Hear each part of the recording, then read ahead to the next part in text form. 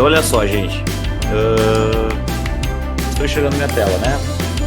Só para deixar descargo de consciência, acredito eu que sim.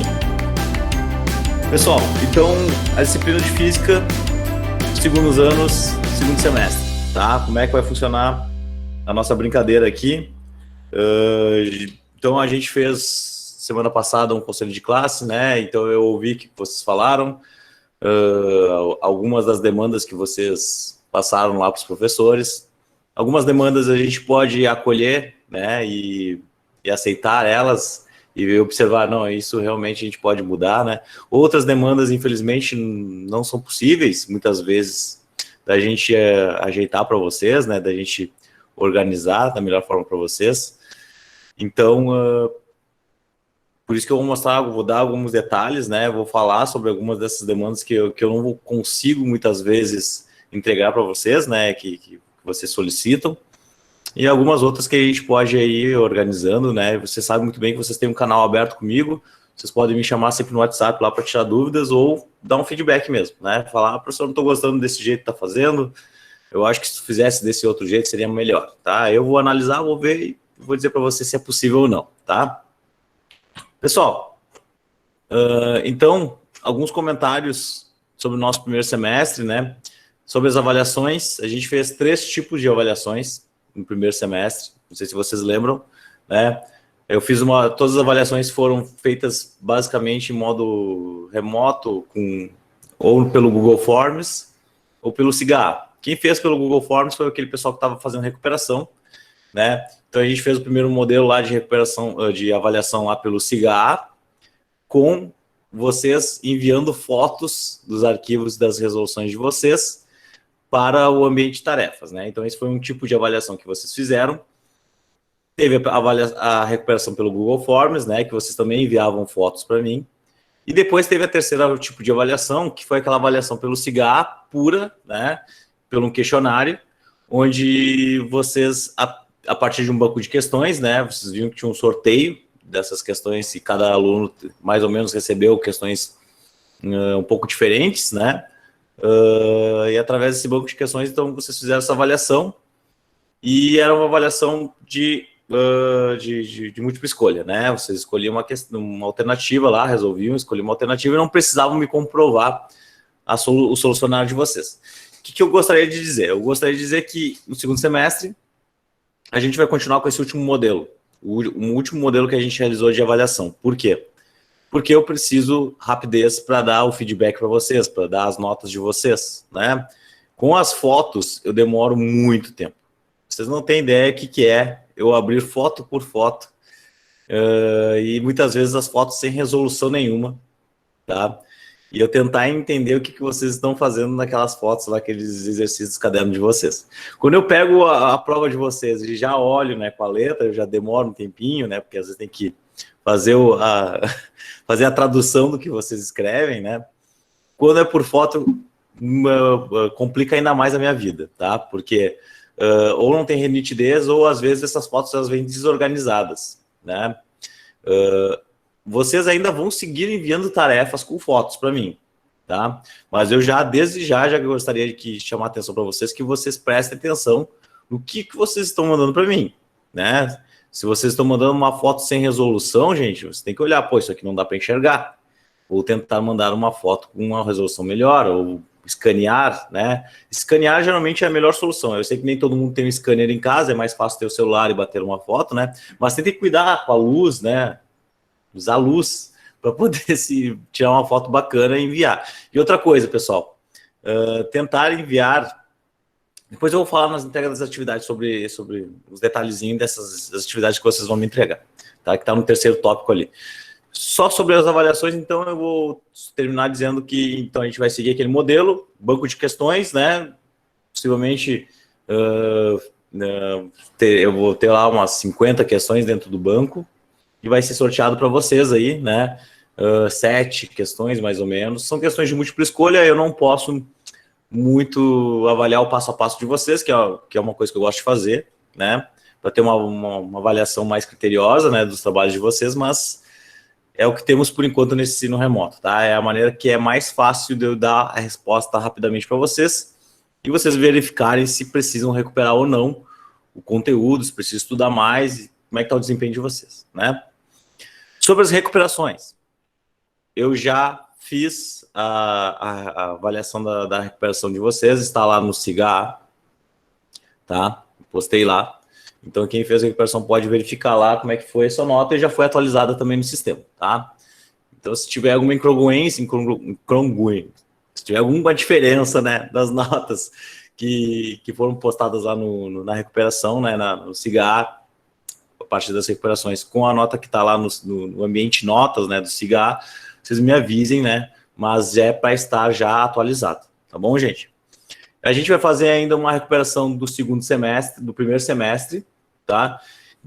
Felizmente, a turma de vocês está com um desempenho muito bom, né? Estou orgulhoso de vocês. E poucos alunos, pouquíssimos, raros alunos terão que fazer a recuperação do primeiro semestre. Espero eu que vocês mantenham isso no segundo semestre, que vocês continuem se dedicando, fazendo as atividades e indo bem nas avaliações, que aí, pessoal, a gente vai chegar lá no final do ano, lá em fevereiro, bem tranquilo, tá? Vocês já entenderam como é que funciona aqui a disciplina de física, né? Desde o primeiro ano estudando, sabem como é que eu funciono, né? Como eu funciono. E então, continuem fazendo, seguindo essa mesma métrica que vocês fizeram no primeiro semestre, que eu tenho certeza que vocês vão ir muito bem, tá? Se dedicando e mostrando interesse na disciplina. Vocês sabem que eu considero muito isso. Bom, aí chegamos aqui na entrega de atividades, né? Esse terceiro tópico aqui, que eu ia falar sobre como é que vocês devem enviar as atividades que a gente vai ter a cada aula, né? Cada aula a gente vai seguir tendo atividades de física, né? E aí, pessoal, eu vou pedir assim, ó, quem não tem scanner, que não consegue escanear na ordem as questões do caderno, né? Que tire fotos das questões e coloque num arquivo de Word, tá? Por quê? Porque ali no arquivo de Word eu vou estar com a ordem correta, né? Eu não vou me perder nos arquivos que vocês me mandam, tá? Então tentem fazer isso, se possível, tá? Se não for possível, tentem salvar as fotos como, tipo, foto 1, foto 2, foto 3, com os exercícios na ordem, tá? Para que eu não me perca.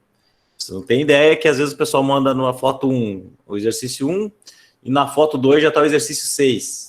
Então, isso aí complica muito na hora de corrigir para vocês, eu levo o dobro do tamanho, tá? Beleza? Então, só para cuidarem isso, quem já está fazendo isso, beleza, segue firme, tá? Segue nessa. Sobre a frequência, pessoal, a frequência de vocês. Vocês sabem muito bem, né, que isso é amplamente divulgado. Todas as nossas aulas síncronas, né? Eu estou cuidando quem está participando da aula, quem não está participando da aula. Assim como as aulas assíncronas, eu estou de olho também. Por quê?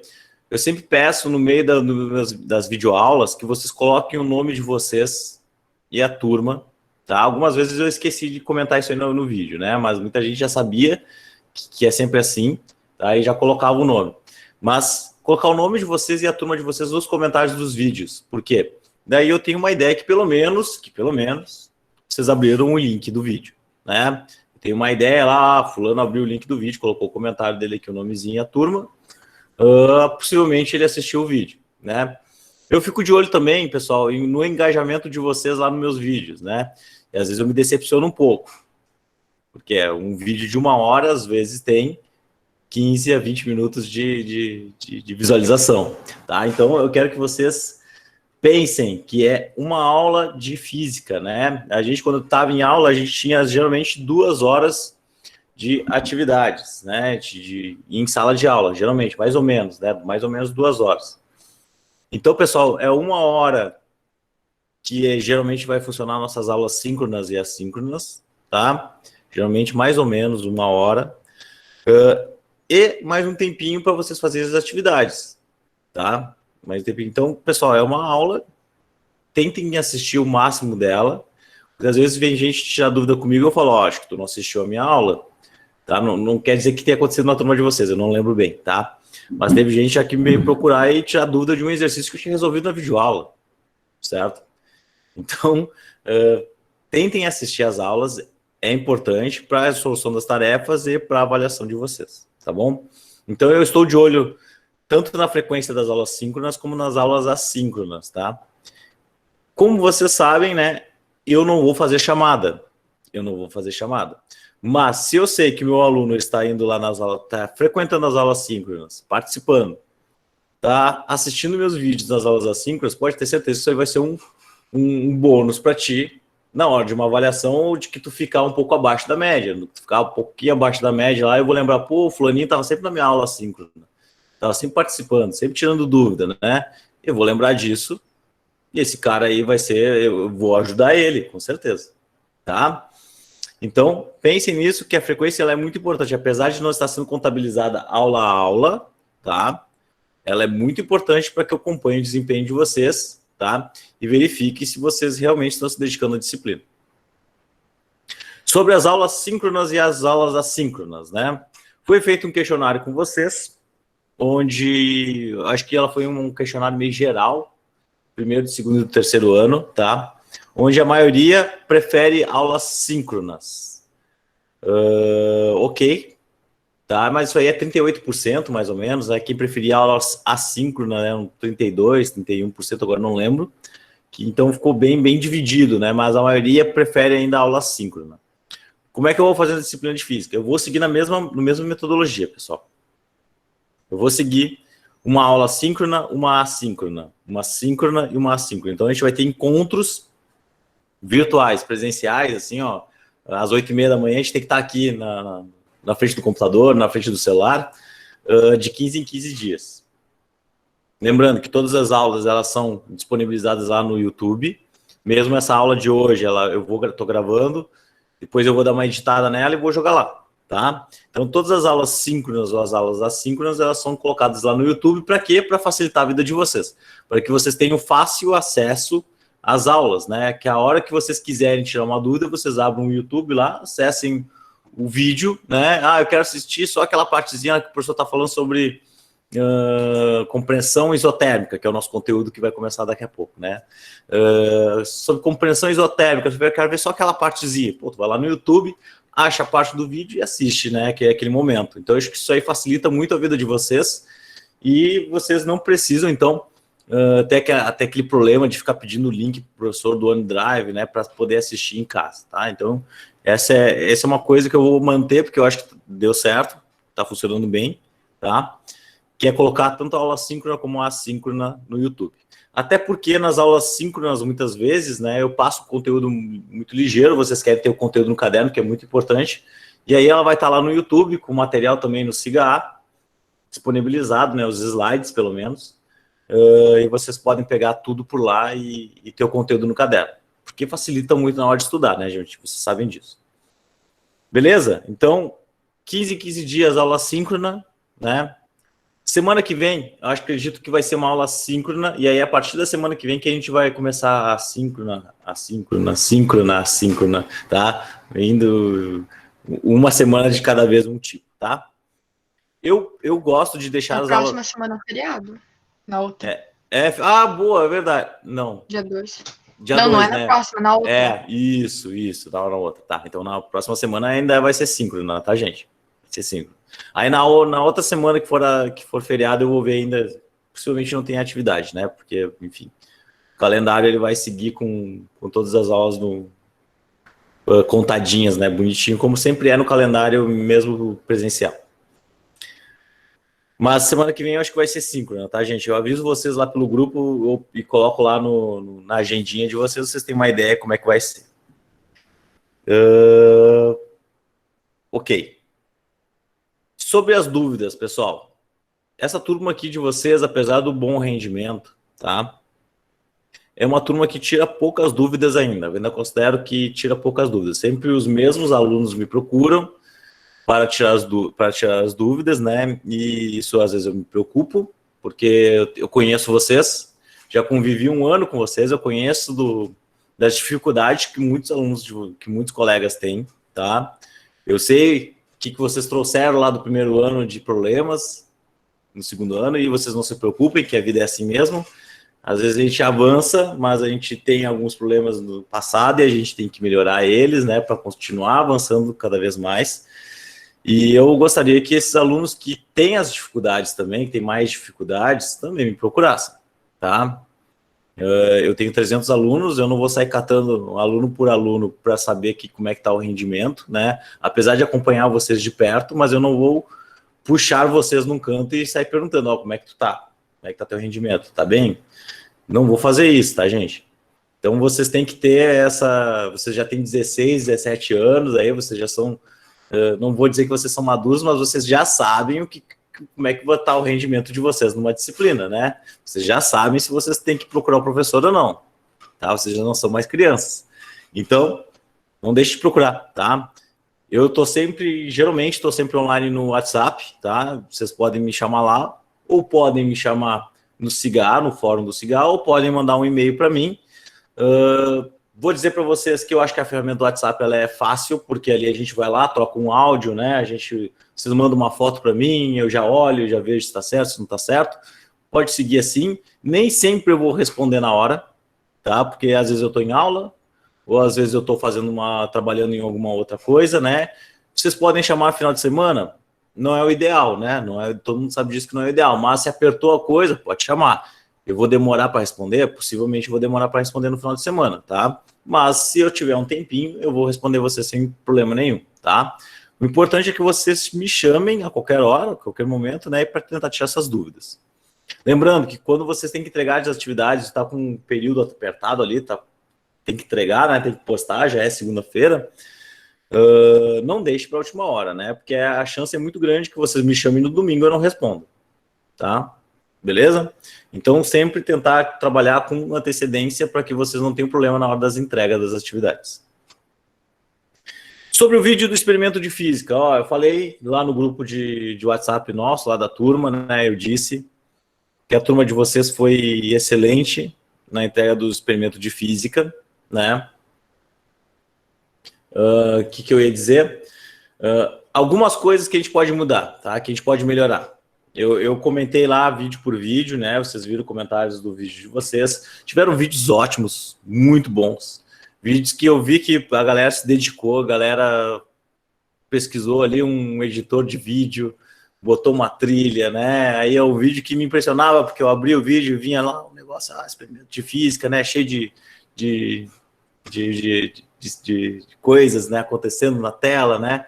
E eu gosto disso, eu acho legal, eu acho que deixa atrativo para quem está assistindo, que no caso sou eu, né? Mas não é só isso que eu avalio a apresentação de vocês e avalio o conteúdo, né? Então, às vezes tinha uma apresentação muito legal, um vídeo era show de bola, mas o conteúdo em si estava deixando a desejar, tá? A avaliação ela vinha um pouco mais baixa. Mas, obviamente, uma boa edição, uma boa trilha, uma coisa que chama atenção, ela ajuda, né? Então, eu vi que muita gente se dedicou e fez isso, e eu considero, tá? Assim como a apresentação de vocês, tá? É muito importante que na apresentação de vocês, tá? Que às vezes tem uns gatos passando, você não se preocupe. Que na apresentação de vocês, eu quero que vocês se mostrem na câmera.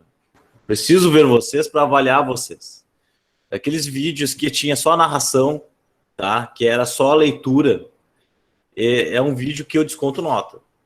Porque é um vídeo que se torna chato, é um vídeo que vocês estão lendo, às vezes, da Wikipédia, né? Textinho pronto da Wikipédia. Então, pegar texto da Wikipédia, né? Pronto, eu viro doutor em química, gente. Né? Eu viro doutor em química porque lá tá o conteúdo todo bonitinho lá e eu fico só lendo, né? A termodinâmica é uma disciplina muito legal. Não, tá? O que eu acho mais bacana na hora da apresentação dos vídeos? Vocês fiquem na frente da câmera, falem com as palavras de vocês. O que está acontecendo? Que nós vamos apresentar? Nós vamos apresentar um experimento de física sobre termodinâmica, né? O que nós vamos mostrar? Nós vamos mostrar a primeira lei e a segunda lei da termodinâmica, tá?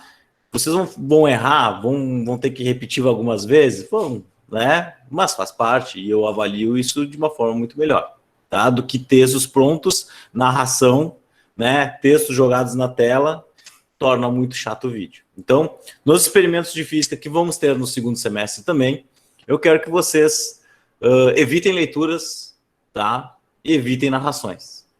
Câmera na carinha de vocês para eu avaliar e saber que é tu, fulaninho, que está falando ali, tá?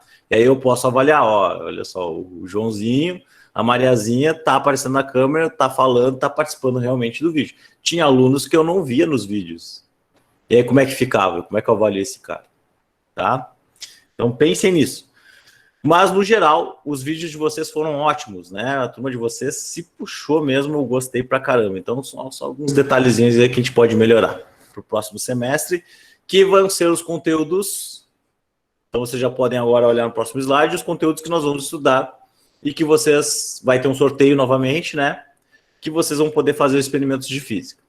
Então, a ideia dos experimentos vai ser bem parecido, tá, pessoal? Vai ser um sorteio, vocês vão ter um tema, eu vou tentar sortear agora logo no início do semestre, tá? Vocês vão formar os grupos novamente, e aí vai ter o sorteio, e aí lá em fevereiro, meu Deus, olha só, lá em fevereiro vocês vão apresentar esse vídeo. Então tem bastante tempo de preparação, bastante tempo para pensar no experimento legal, tá?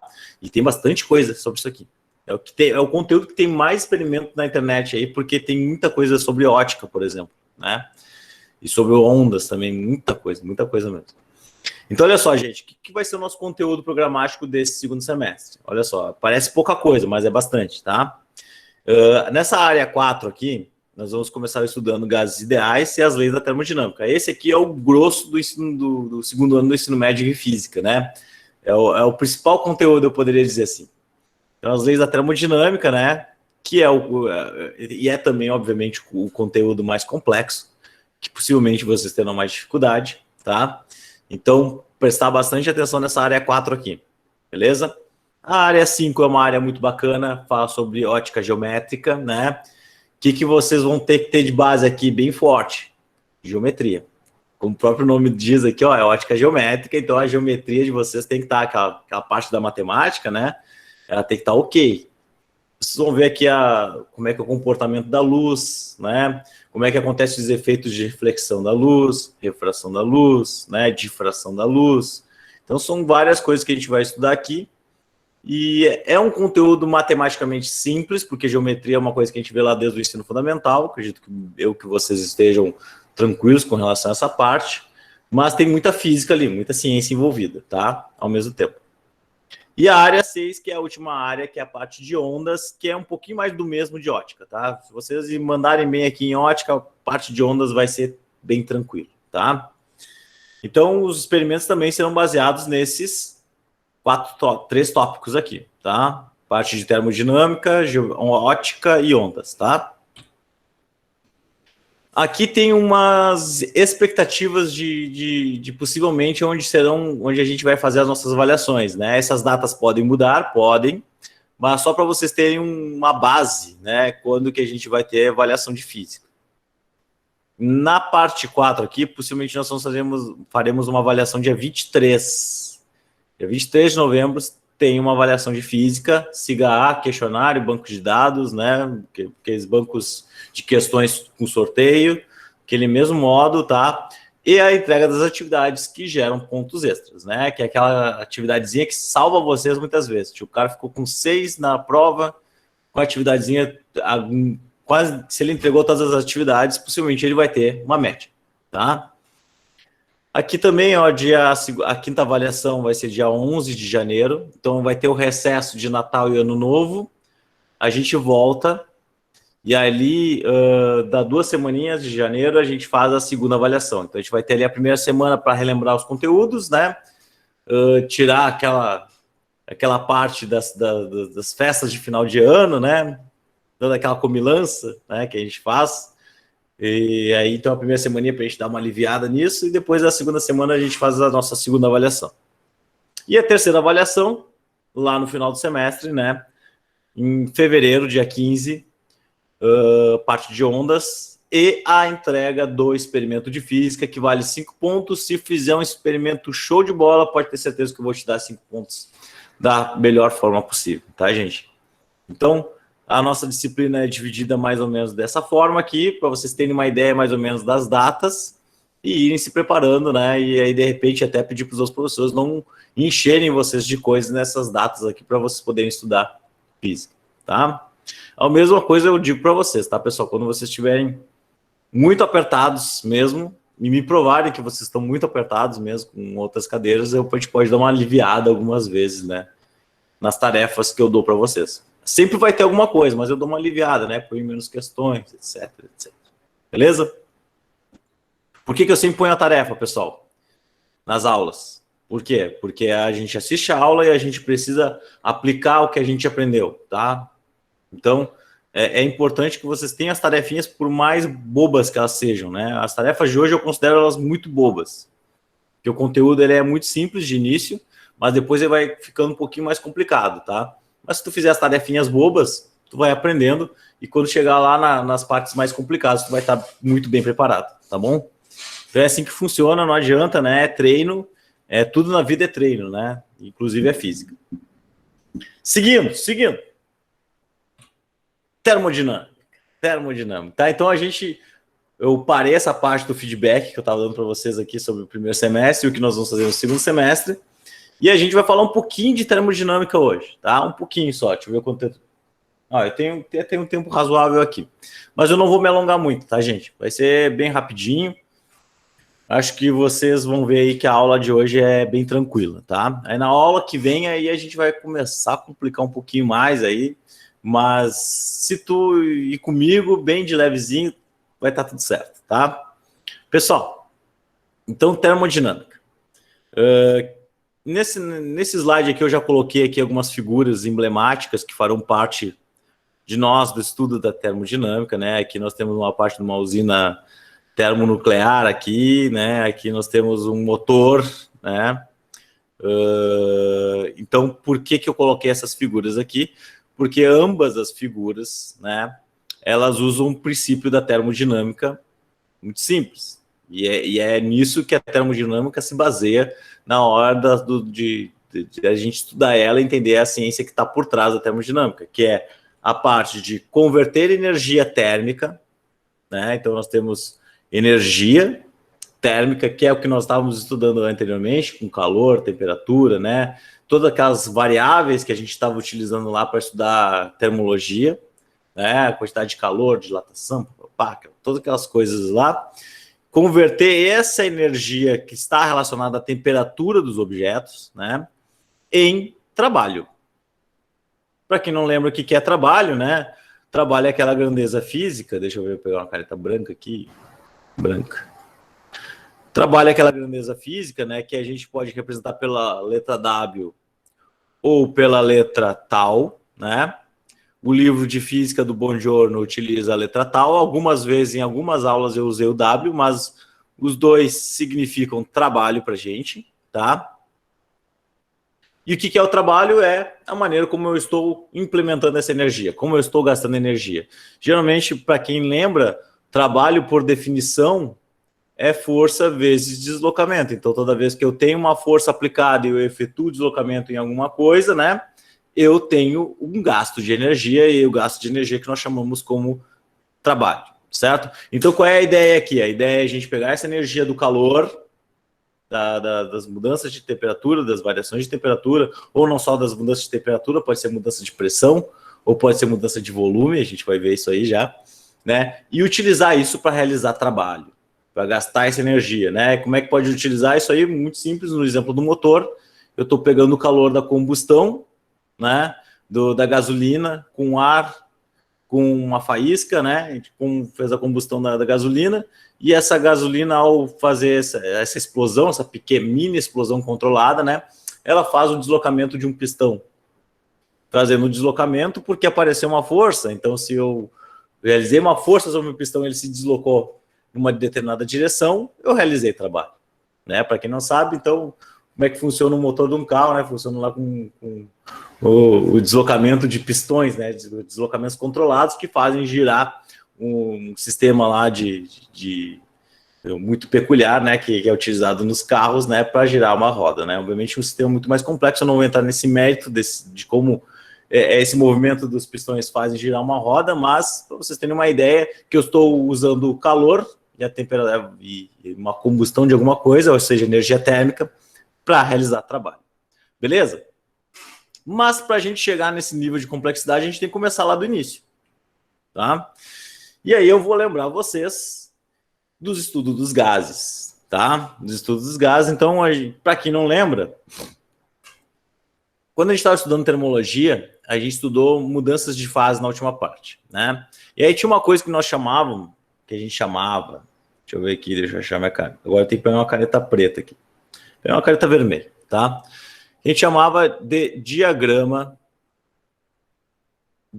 de fase, certo? Então esse gráfico aqui vocês já viram alguma vez na vida de vocês, né? Eu expliquei numa videoaula sobre mudanças de fase, o que era esse gráfico aqui, e a gente via que tinha umas linhas bem divididas aqui, onde dependendo da pressão e da temperatura que essa grandeza, que a molécula ou a substância está, ela vai estar em um dos estados físicos da matéria que a gente está olhando daqui, né? Ela pode estar no estado sólido, se ela tiver essas pressões aqui e essas temperaturas aqui, ela pode estar no estado de vapor, né? Ou ela pode estar no estado líquido. Nós temos aqui a temperatura, o ponto triplo. O que era o ponto triplo? Era aquele ponto onde a substância ela coexiste entre sólido, líquido e gasoso, né? Ela consegue ser as três coisas ao mesmo tempo, né?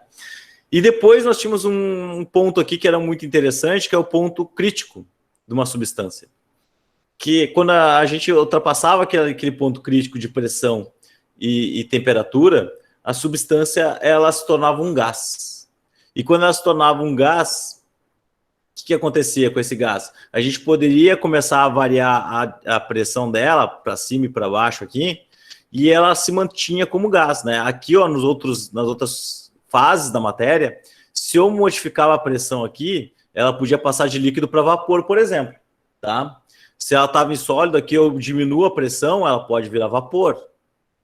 Mas quando ela se passa o ponto crítico, eu posso variar a pressão dela aqui e ela vai se manter no estado gasoso, tá? No estado de gás. Isso após passarmos o ponto crítico, tá? Então essa é a ideia de um gás, né? É um vapor altamente energizado, né? Com uma temperatura muito alta, certo? Uma temperatura muito alta. E essa substância, então, obviamente, pessoal, que é uma temperatura muito alta dependendo da substância, né?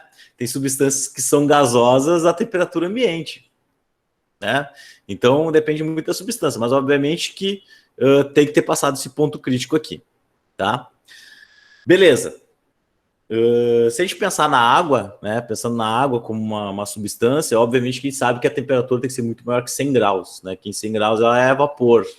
Se eu continuar aumentando a temperatura dela, né? Então ela pode ultrapassar o ponto crítico e virar um gás, tá? E aí a gente pode comprimir ela, descomprimir ela e ela continua se tornando um gás. Essa é a ideia, tá? Mas, por exemplo, o oxigênio a temperatura ambiente é um gás, tá? Só para vocês terem uma ideia. Beleza, olha só. Aí a gente vai entrar nas variáveis de estado de um gás. Como é que a gente vai analisar um gás? A partir do que nós vamos avaliar um gás? Então, nós vamos avaliar ele a partir de três coisas, tá? Que são as variáveis principais de um gás. Primeira delas, pressão, tá? Então, a pressão, aquilo que nós estudamos lá no início do semestre, que é a pressão de um gás, né? A pressão é a força em função de uma área, né? Para quem não lembra, a definição de pressão é força... Opa, o que é isso, gente? Pressão é força sobre área, né? Isso aqui a gente lembra lá dos nossos conceitos iniciais que a gente estudou no início do semestre, né? O que é força? Força a gente mede em Newton. O que é área? A gente mede em metro quadrado, né? Isso aqui a gente chamava de Pascal, tá? PA, Pascal. Então, a pressão a gente mede em Pascal e ela é uma variável gasosa. Mas a gente estudou também lá na hidrostática que existem não só unidades de pascais, como também existem unidades de atmosferas, ATM. A unidade de Pascal é a unidade principal, ela é do Sistema Internacional de Medidas, tá? SI. A unidade de ATM, ela é comum, muito comum. A gente vai ver que vai ter muitos exercícios em ATM, tá? E aí a gente precisa saber como é que transforma de pascais para um ATM, né? ATM para Pascal.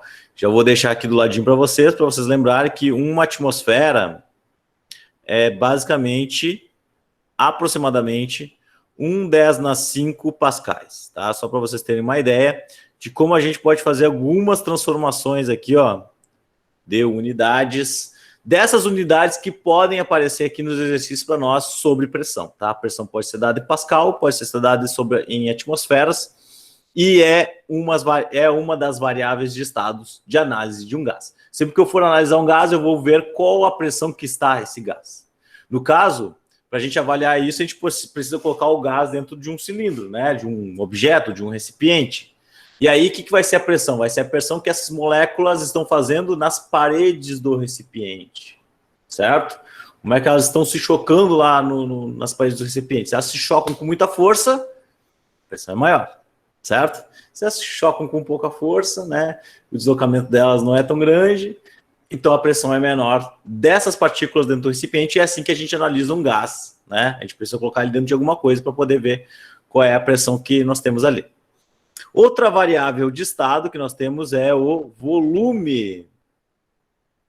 O volume que essa grandeza física ocupa, né? Que a grandeza não, que a substância ocupa, né? O volume, como a gente sabe, é dimensão.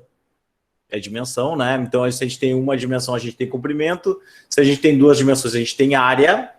Se eu tenho 3 dimensões de análise, eu tenho volume. E uma grandeza física como um gás, né? Uma substância que é um gás, você sabe muito bem que ela ocupa 3 dimensões. Ela está em constante movimento, né? Porque a temperatura dela é alta, ela está se movimentando em todas as direções. Então, ela ocupa um volume. Então, quando a gente vai analisar um gás, a gente precisa ver qual é o volume que ele ocupa, certo?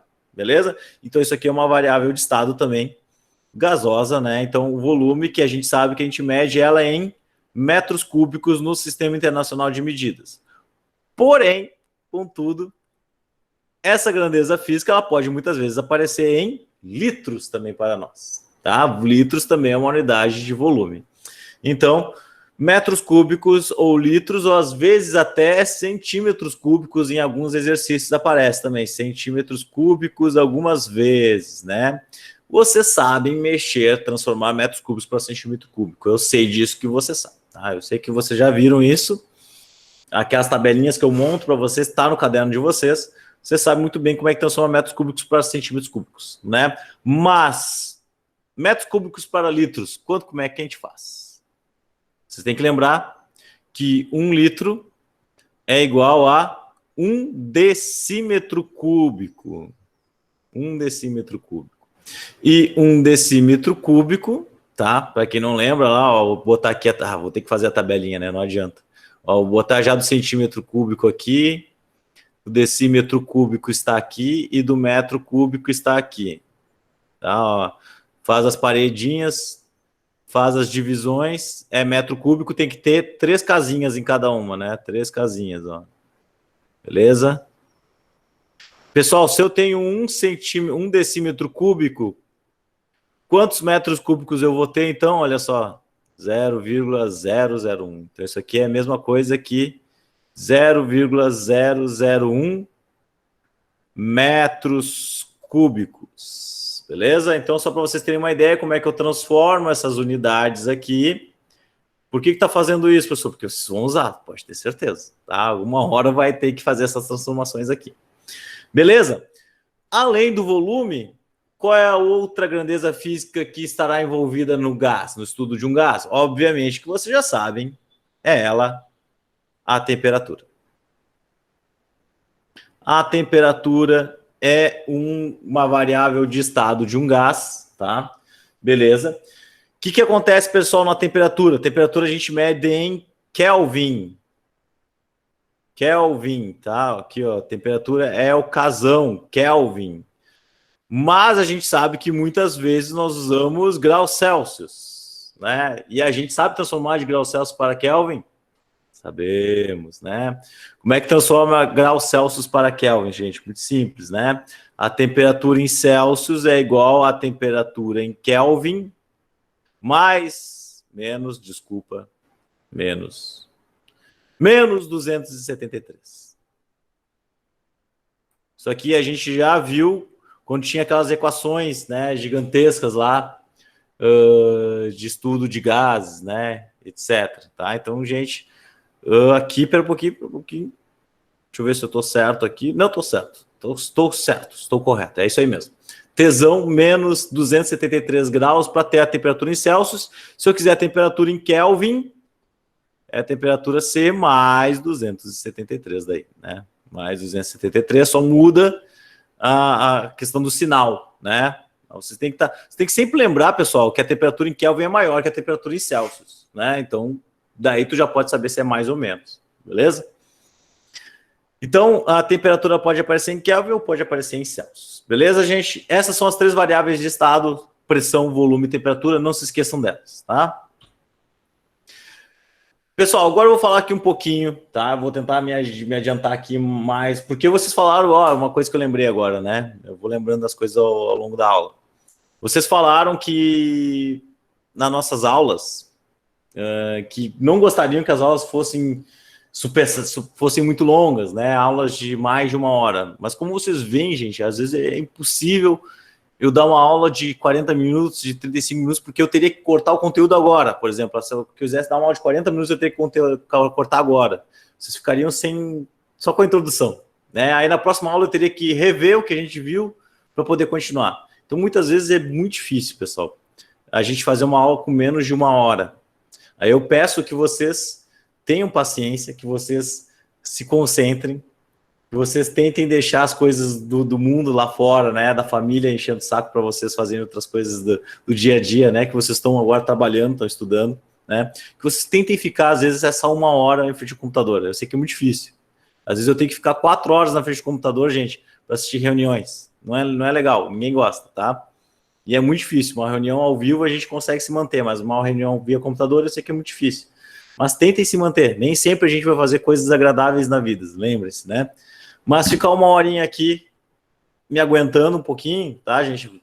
Tentem se concentrar para isso, tá? Eu nunca vou tentar superar 1 hora, tá? Porque 1 hora já é estourando o limite.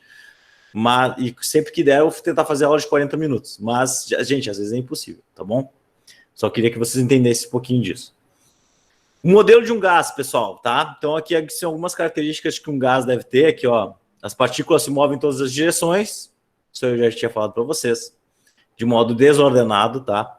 As partículas colidem entre si e com as paredes do recipiente, que contém o gás, exercendo uma pressão. Já tinha comentado isso também. As distâncias entre as partículas são muito grandes, comparadas às suas dimensões próprias, tá? Então, isso faz parte do modelo de gás. A gente geralmente desconsidera as dimensões delas, tá? Para fazer essa análise, né? Que as distâncias são muito grandes, tá? As colisões são perfeitamente elásticas, ou seja, a energia se conserva, tá? Então, se uma partícula está parada e a outra vem e colide nela, toda a energia que tinha nessa partícula pode ser passada para essa outra partícula, por exemplo, tá? Sem perdas de energia. Isso faz parte do modelo de gás. E o gás mais intenso, o movimento das partículas substituídas, maior alta a temperatura. Isso aqui é óbvio, isso aqui a gente já sabe faz muito tempo, tá? Beleza? Isso aqui só faz parte do modelo do gás.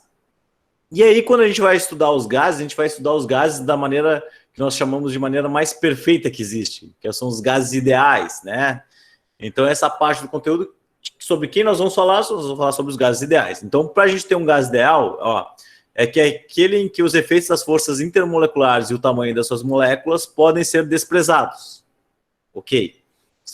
Para quem for seguir na carreira acadêmica, estudando física, ou estudando engenharia mecânica, engenharia termoelétrica, etc., né, vai ter que considerar essas coisas que nós estamos desconsiderando agora. Por que nós desconsideramos isso? Vocês podem achar que não é importante, mas é muito importante. É porque torna as coisas mais simples e mais fáceis para nós fazer as análises, e reproduz bons resultados isso aqui, tá? Olha só, esses gases que a gente vai tentar reproduzir são esse modelo, né? Ele reproduz muito bem, por exemplo, oxigênio, hidrogênio e nitrogênio, tá? E, enfim, é isso aí, tá? Sobre o modelo do gás ideal. A gente desconsidera as forças intermoleculares e o tamanho dessas moléculas, tá? As forças intermoleculares por exemplo, quando as moléculas se aproximam, elas podem exercer uma força uma sobre a outra. Forças, por exemplo, que a gente pode chamar forças elétricas, que nós vamos estudar no ano que vem. Então, nós desprezamos isso por enquanto. Tá bom, gente?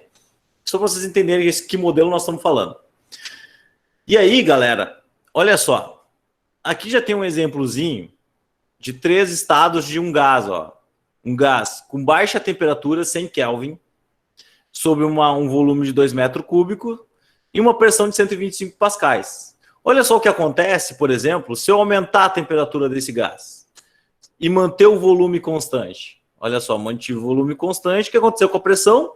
Aumentou. Então, ao mesmo tempo que a temperatura aumentou, a pressão aumentou. Vamos supor agora que eu mantenha a temperatura constante e diminua o volume. Onde está esse gás? Olha só o que acontece com a pressão também aumenta. Então, vocês estão vendo que essas variáveis grandezas, essas grandezas aí, pressão, volume e temperatura, elas sempre se associam. E se tu modificar uma dessas grandezas físicas, a outra também vai se modificar.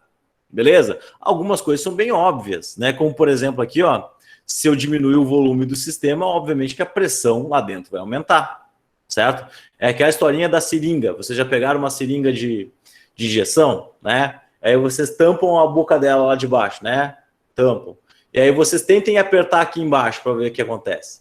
Se vocês até conseguem diminuir o êmbolo ali, baixar o êmbolo, mas não fica uma pressão danada lá dentro, né? Aquele negócio tentando subir para cima ainda.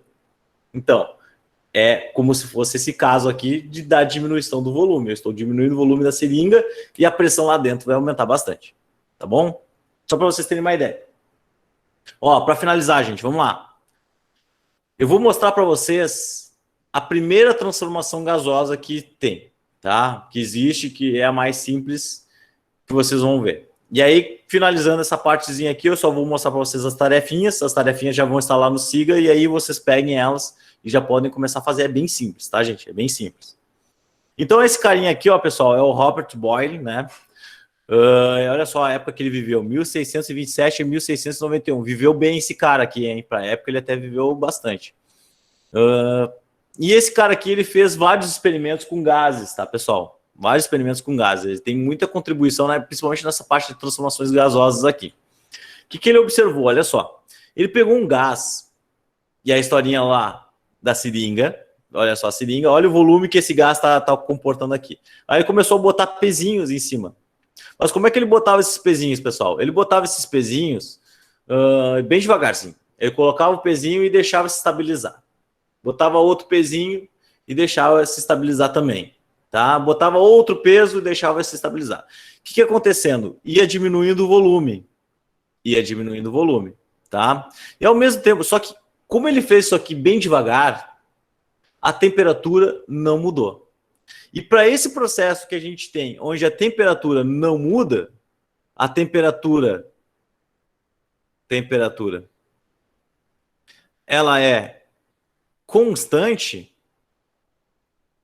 a gente chama essa transformação de isotérmica. Iso é igual, térmica, temperatura, dá para pensar em temperatura, né? Então, ó, iso igual, mesma temperatura, tá? Então, dentro dessa transformação gasosa que o Robert Boyle fez aqui, né, ele não mudou a temperatura do sistema. E ele começou a observar o que acontecia nele. E o que ele observou? Ele observou o seguinte, que a pressão dentro da seringa, ela era inversamente proporcional ao volume que o gás estava ocupando.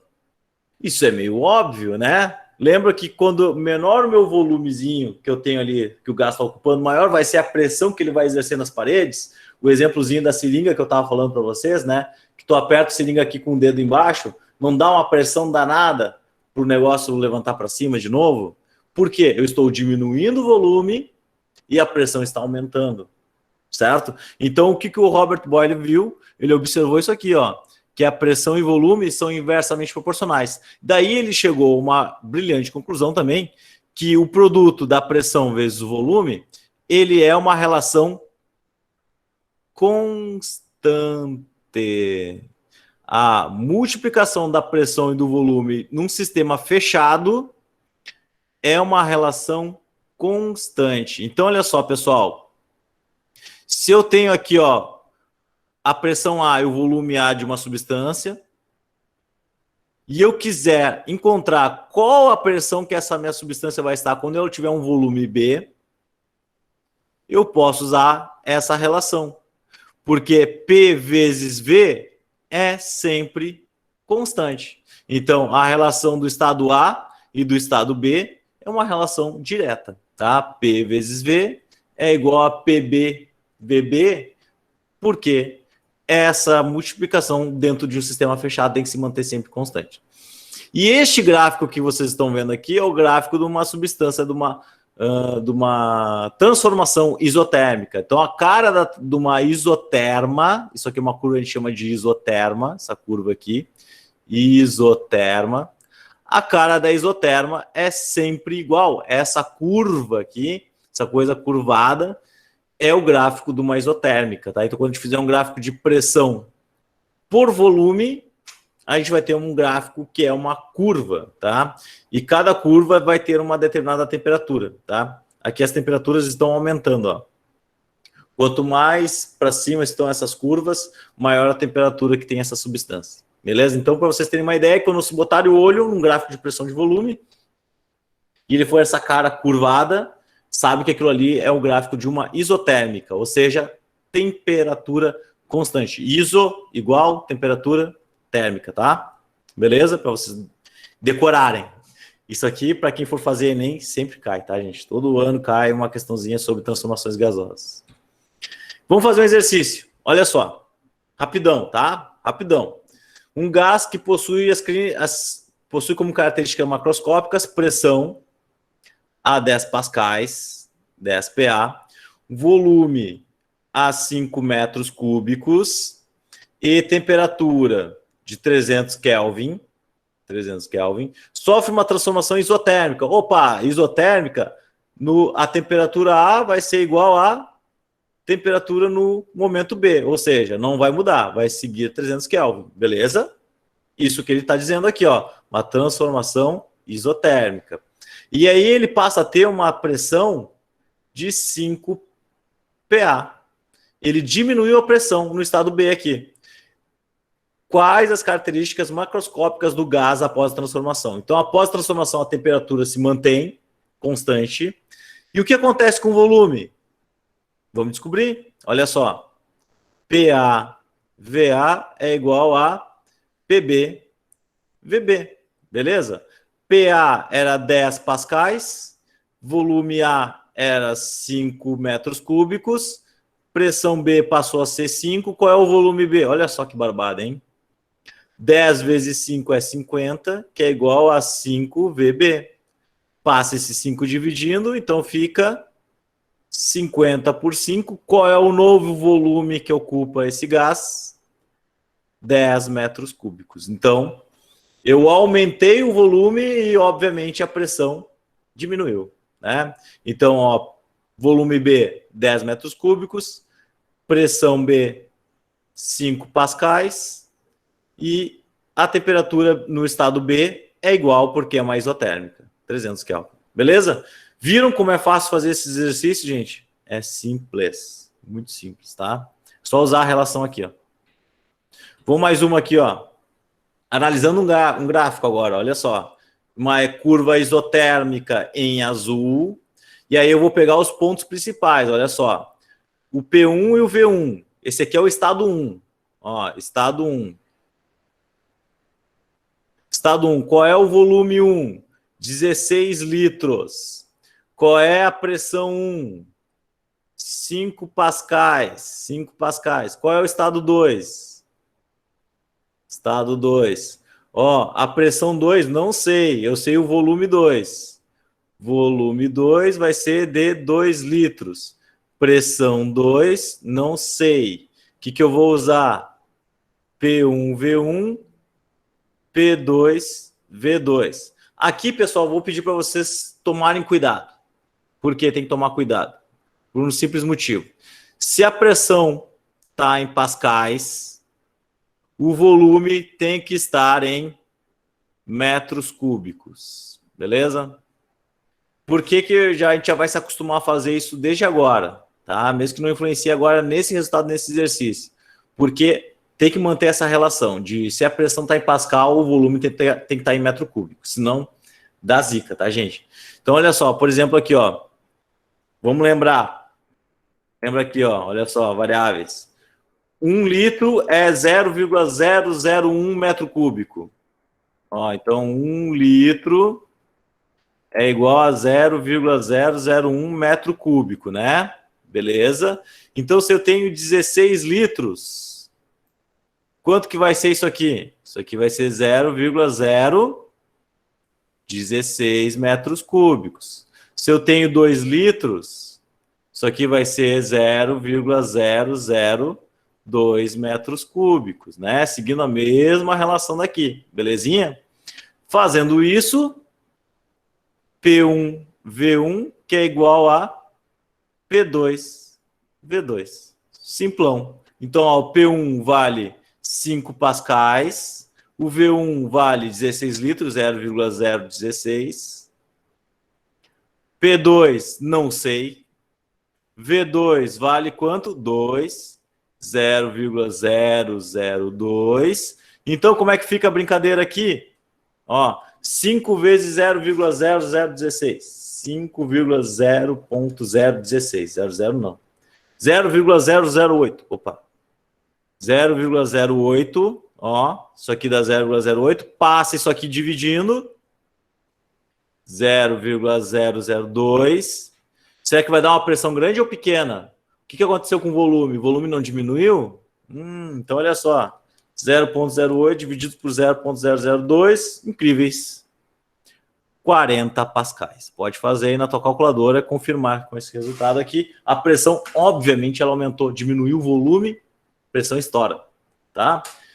Simples, né, gente? Muito simples isso aqui. Ó, tá aqui as tarefinhas. Tarefinhas estão aqui no ar, tá? Não durmam comigo aí. Acabou a aula, tá? Então tá aqui as tarefas.